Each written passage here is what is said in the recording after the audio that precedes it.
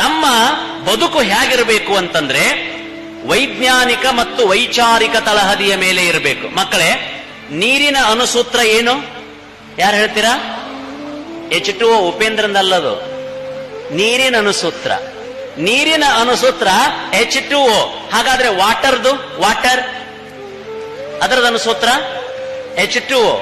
ಪಾನಿ H2O. ಅಗ್ಗವಣಿ H2O. ಜಲ H2O. ನೀರಿಗೆ ಬೇರೆ ಬೇರೆ ಹೆಸರಾದ್ರೂ ಒಳಗಿರ್ತಕ್ಕಂಥ ಮೂಲ ತತ್ವ ಒಂದ ಹೆಂಗೈತೋ ಹಾಗೆ ಇದು ಸರ್ವ ಜನಾಂಗದ ಶಾಂತಿಯ ತೋಟವೆನಿಸಿರುವ ಭವ್ಯ ಭಾರತದಲ್ಲಿ ಬೇರೆ ಬೇರೆ ಎಲ್ಲ ಆಚರಣೆಗಳಿರಬಹುದು. ಒಳಗಿರುವುದೆಲ್ಲ ಬಸವಣ್ಣನ ಶರಣರ ವಚನದ ಸಾತ್ವಿಕ ಎಳೆ ಮೂಲ ಸೂತ್ರ. ದೇವನೊಬ್ಬ ನಾಮ ಹಲವು.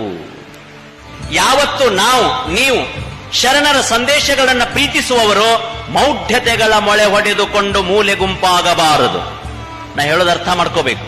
ಮೌಢ್ಯತೆಗಳ ಮೊಳೆ ಹೊಡೆದುಕೊಂಡು ಮೂಲೆ ಗುಂಪಾಗಬಾರದು.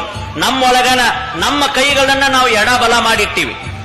ಗಮನಿಸಿರಿ ತಾಯಿಯಂದಿರೆ, ನೀವು ನಮ್ಮ ಕೈಯ ಎಡಬಲ ಮಾಡಿದಿವಿ. ಬಲಗೈನ ಶ್ರೇಷ್ಠ ಅಂತ ಮಾಡಿದ್ರಿ, ಎಡಗೈ ಕನಿಷ್ಠ ಅಂತ ಮಾಡಿ, ಮತ್ತೊಬ್ಬರದಲ್ಲ, ನಮ್ಮ ಕೈಯ ಒಂದು ಶ್ರೇಷ್ಠ ಅಂತ ಮಾಡಿದ್ರಿ, ಇನ್ನೊಂದು ಕನಿಷ್ಠ ಅಂತ ಮಾಡಿದ್ರಿ. ಅದು ಹೆಣ್ಮಕ್ಕಳಿಗೆ ಜಾಸ್ತಿ ಕೊಟ್ರು. ಹೊಸದಾಗಿ ಮದುವೆಯಾಗಿ ಗಂಡನ ಮನೆಗೆ ಮನೆ ತುಂಬಿಸಿಕೊಳ್ಳುವಾಗ ಆ ತಾಯಿ ಬಲಗಾಲ ಹಾಕ್ಬೇಕಂತೆ, ಎಡಗಾಲ ಅಂತ ಅವ್ರ ಮನೆಗೆ ಇಡಬೇಕೇನ್? ನೀವು ಪ್ರಶ್ನೆ ಮಾಡಿಲ್ಲ. ಎರಡು ಕಾಲಂತೂ ಹಾಕಕ್ ಬರಂಗಿಲ್ಲ, ಇಲ್ಲಕಂದ್ರೆ ಹಗ್ಗ ಜಗಟ್ ಆಡೋದಾಗ್ತದೆ. ಬರುತ್ತೇನೋ?